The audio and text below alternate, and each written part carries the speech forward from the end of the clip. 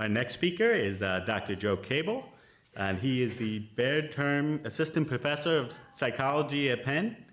He completed his bachelor's degree in chemistry at Emory University and received his PhD right here at Penn in the Neuroscience Graduate Group. His lab studies how people make choices and the neurophysiological mechanisms underlying decision-making. This work combines approaches from experimental economics, the psychology of judgment and decision-making, as well as social and cognitive neuroscience, to help understand how people make trade-offs between the present and the future. He has several publications in highly respected journals, and his work has been featured in the New York Times. Let's give a warm welcome to Dr. Joe Kable.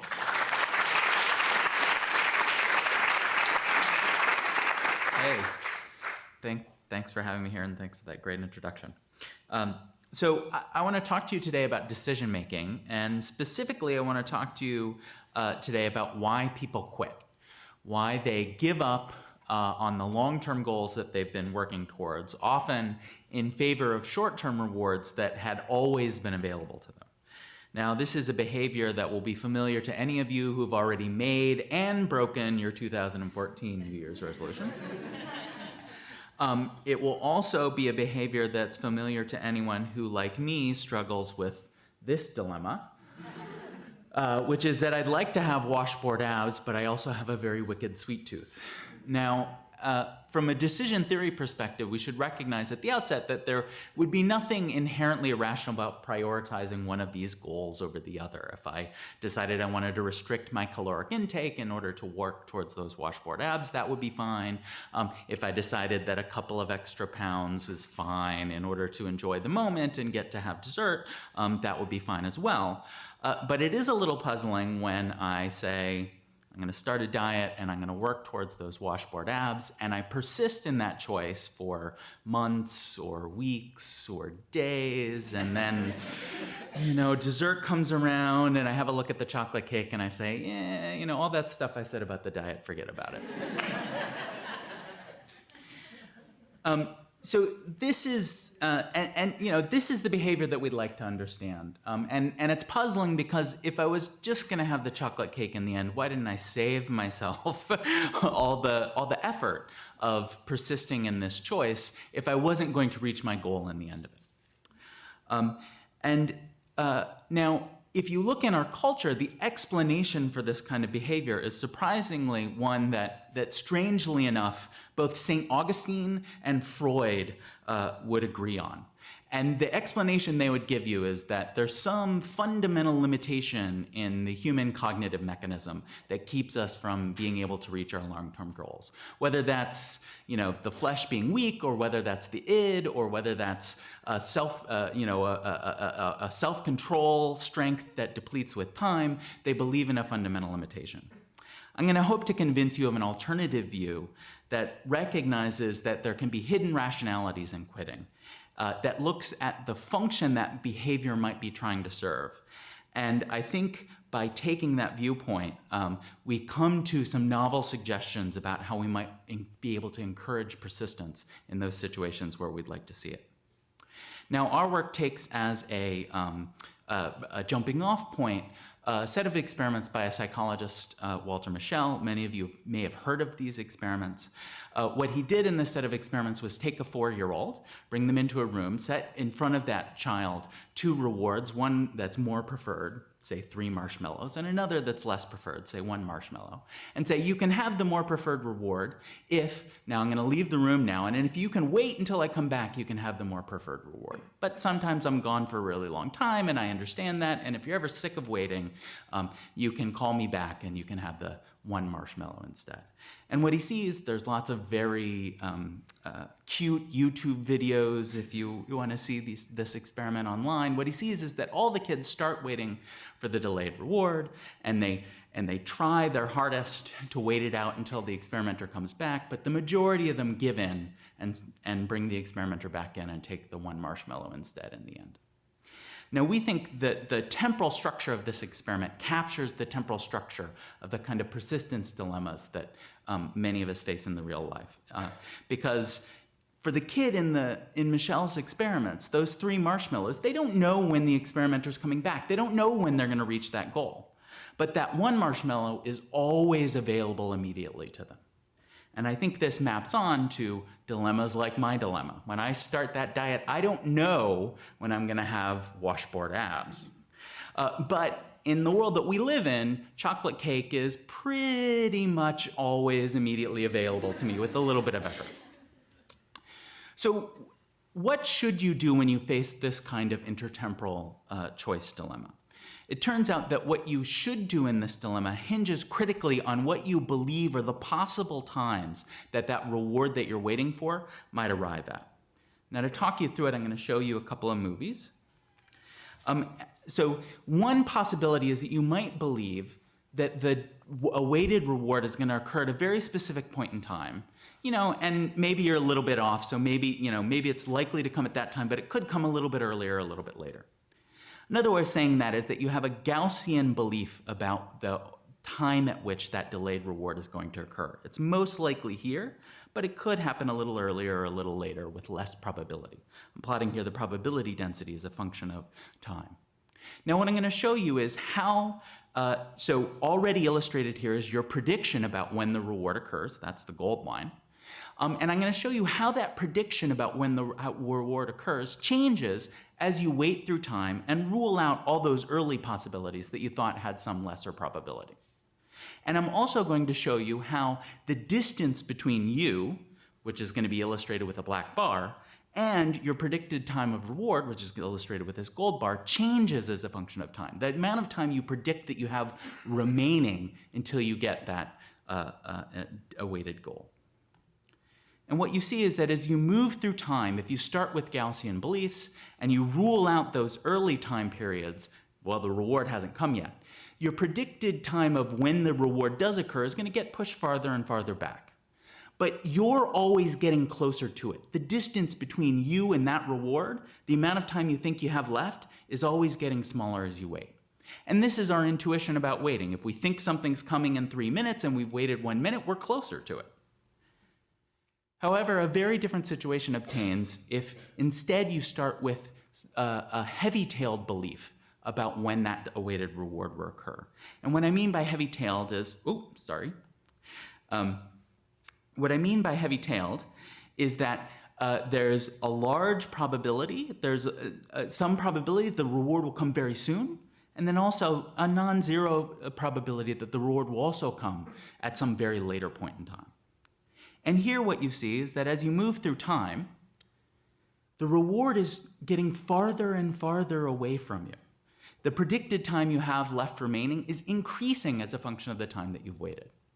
The intuition here is that in this world, the reward could come quickly or it could come at a very long time constant. And the longer that you wait without the reward coming, the more likely it is that you're in the long world as opposed to the short world. Now, this is a very nice mathematical idea, and it could explain why people quit when they're waiting for their delayed rewards to pay off. Because if you started out with heavy-tailed beliefs, you'd reach some point where that reward is getting farther and farther and farther away, and now, even though it was worth waiting for initially, it's no longer worth waiting for. And this idea could explain quitting, but do people really hold heavy-tailed expectations? Now, one reason people might hold heavy-tailed expectations is because the distribution of payoff times is a heavy tail. My favorite example of something in the real world that has a heavy-tailed distribution is the time at which someone's going to respond to your email. And I think we all have reached that point in time when we're no longer waiting for the response to come in. The other reason why people might have heavy-tailed expectations is because that's the set of expectations you should have if you're given no other information, and there are theoretical arguments for that. But do people actually hold them? So the first thing we did was ask people, what are your expectations? We said, you've been waiting in a bunch of situations that commonly are thought to involve self-control. You've been waiting for a delayed reward to occur. You've been waiting this long. How much longer do you think it's going to be? So, for example, we asked people about the diet situation. You've been on a diet for a certain period of time. It hasn't worked yet. How much longer do you think it's going to be until it pays off? And what we see is the time that they predict they have remaining until it pays off increases as a function of the time that we say you've been working towards it without success. And this is the signature of starting out with heavy-tailed expectations. If you remember that movie, time left increases as a function of time elapsed.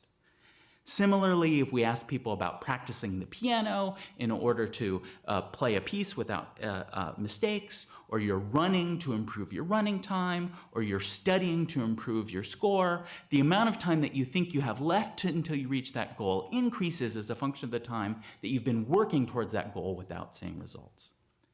This suggests that one reason why people may have trouble persisting in these situations is because their expectations tell them that unlimited persistence is not a good thing. The next question we wanted to ask was whether people can learn the statistics of the environment and adjust persistence accordingly. So can we change this? If people start out with heavy-tail beliefs or they start out with Gaussian beliefs, can we change it?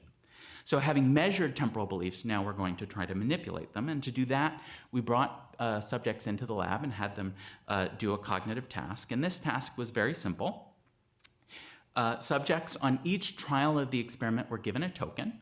The token was initially worth nothing, but all of the tokens would eventually mature to be worth some money. And if you waited until that token matured, you could sell it back to us and get money. However, if at any point in time you were sick and tired of waiting for that particular token to mature, you could sell it back to us, not get any money, but you could get another token. And your goal in this experiment was to try and make as much money as possible throughout the course of the experiment by selling tokens back to the experimenter. Now, subjects faced two different payoff distributions of tokens. In one situation, the payoff distribution was uniform. So there was an equal probability of the token paying off from 5, 10, 15, 20 seconds, and so forth. In the other condition, the payoff distribution was heavy-tailed. So half of the time, the tokens paid off before 20 seconds, and the other half of the time, they only paid off after waiting for 90 seconds. And the tokens in the two conditions were denoted with different colors, and the subjects played with one color token for 10 minutes, and then played with another color token for another 10 minutes, and so on and so forth throughout the experiment.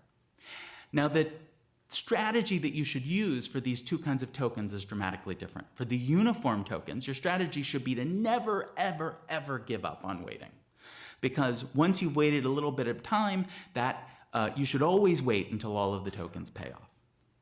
Your strategy in the heavy-tailed condition should not be to be persistent for an unlimited period of time, but rather your strategy should be to wait for 20 seconds and then give up if the token hasn't paid off and move on to the next one.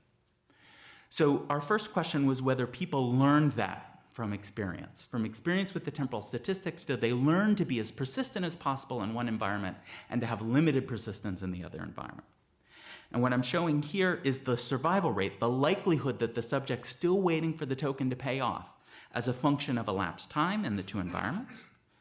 What you see is there's very little difference over the first 15 seconds or so. People are pretty persistent in both the uniform and the heavy-tailed environment. But after that, persistence drops off dramatically. For the purple tokens in the heavy-tailed environment, people are mostly quitting after about 20 seconds, whereas persistence is maintained in the uniform environment. People are mostly staying put and waiting all the way through the end for the green tokens. Now, the subjects who are doing this experiment were actually doing it in an fMRI scanner, so we could also look at their brain activity while they were in the two conditions. And the question that we wanted to ask about the brain activity was whether there's neural evidence that people are dynamically reevaluating rewards as time passes. My suggestion to you is that as people wait, they're continually reassessing how valuable would it be for me to continue to wait for this delayed reward versus how valuable would it be for me to quit and move on to the next trial. And can we get evidence for that? Well, the two things that we would need in order to test that idea, one is we'd need to have a brain region where activity reflected someone's evaluation of their chosen item. And it turns out that there are lots of imaging studies now and we've done a meta-analysis of over 200 of them, that suggests that this region of the brain, the ventromedial prefrontal cortex, shown here, that the brain activity that we can measure with fMRI, that brain activity reflects how positively someone evaluates the item that they've currently chosen. In addition, to test this idea, we need not just a place to look, but also what to look for. And here we can capitalize on decision theory to figure out in these two environments, how does the value of the token that you currently have change as a function of time? And that's shown here on the right. For the green tokens in the uniform condition, the value of the token you currently have is always rising as a function of time, because the time at which that token pays off is always getting closer and closer to you. In contrast, the purple tokens in the heavy-tailed condition have some value for the first 20 seconds, but that's largely flat, and then it drops off after that time point, because at that time point, that token basically is worthless to you. You should get rid of it and move on to the next one. So the way that we tested this was to look for any parts of the brain where there was a difference as a function of time in that region. And so we could have seen any area of the brain express any kind of difference as a function of time across the two conditions. However, we only saw one area where there was a significant interaction. That area was in the ventromedial prefrontal cortex. And the form of that interaction was exactly the form that we would have predicted. Over the first 10 seconds, we see that brain activity in this area is basically recovering from the previous trial. But then after that, you see that activity increases in the uniform condition and remains stable in the heavy-tailed condition. Exactly as we would predict if this area reflects your evaluation of the current token and how that evolves over time differentially in the two conditions. So in wrapping up, I hope that I haven't given you too negative of a view, that quitting is rational and let's all go out and quit everything now, give up. I think the point of this, rather, is to say, if we think about these kind of dilemmas the way that a systems neuroscientist would, and look for the function of the behavior that we're investigating, it actually suggests some novel ways now, once we've understand the function, in which we can reverse engineer the situation and perhaps encourage greater persistence by making situations more like that uniform condition in those places where we would like people to persist longer in the pursuit of their long-term goals. Thanks. Time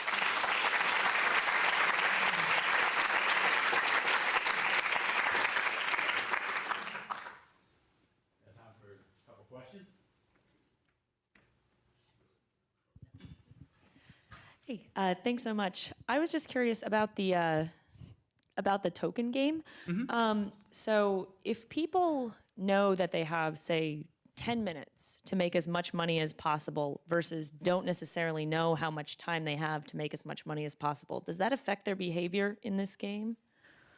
Yeah, it would affect their behavior, because the reason why you so basically we made the limited time period so that we could enforce a uniform cost of time, and if you don't enforce that, then basically the subject shouldn't quit in either condition. They should try and make as much money off the current token as possible, because there's no cost of waiting. Right, so by making it a limited period of time, you impose a cost of waiting, and we think that that's realistic. In the real world, there's always some opportunity cost for your time. I think this was very interesting to me. Thank you. It kind of makes me think a lot about behavioral finance, and it's a much lengthier time horizon, I guess, for retirement savings. But a lot of young people are hesitant to save for retirement because it's such a distant goal, and I don't know what to really call that. Not heavy-tailed, the opposite of heavy-tailed, I guess, because you're expecting the reward to come eventually, but it's so far away you feel like you can put it off. And I don't know if you've ever looked into anything like that. Like the reward comes, so far away, so distant, it doesn't seem interesting now. And in reality, with compounding interest, it makes a lot more sense to do it now. So why do people? That's the exact topic that the other half of my lab studies, yeah, actually, which is how does the time at which the reward pays off affect its value? And what we know is that people discount delayed rewards. They're considered less valuable than the same reward that you get more immediately. And we've looked a lot at individual differences in discounting and how those relate to differences in brain function. And interestingly, the same area, this medial prefrontal area, seems to reflect individual differences in discounting behavior as well. And behaviorally, if you look at, so we give people financial decisions, and certainly what you see is that we haven't evolved to interact with financial institutions, right? And so, we exhibit discount rates that might make sense if you're thinking about, discounting food rewards in the wild, but don't make sense if you're discounting money that's going to sit in a bank and earn compound interest. So I think that's part of the explanation for that. One more? I have a question about the part of the trials for the heavy tail distribution. Did you ever look at trials where the subject kind of made a mistake or kept waiting instead of when they should have really given up? And did the ventromedial prefrontal cortex activity look like the uniform distribution trials? Yeah, so that's an interesting question. We don't really have enough data to look at that because we trained the subjects extensively before they got to the scanner, so there's not a lot of variability in their behavior. There's some variability across subjects, but very little variability within subjects. So we'd have to run the experiment a little bit differently at an earlier point in time to get at that, unfortunately.